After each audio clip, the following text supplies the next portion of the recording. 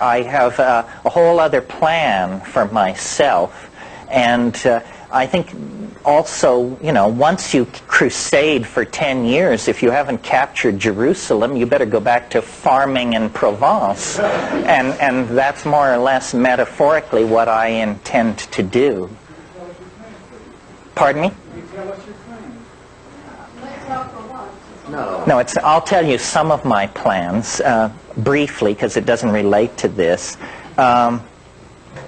220 species of trilobite occur in the shales of southern Bohemia. I plan to go to Prague and organize the peasants of Bohemia to collect these various species of trilobites, ship them into a central warehouse in Prague while we will identify, photograph them, and issue a very high-end catalog for collectors of rare fossils.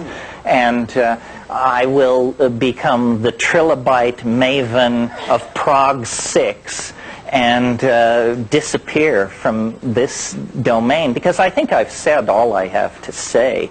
I mean, not today, thank God, but in the course of doing all this.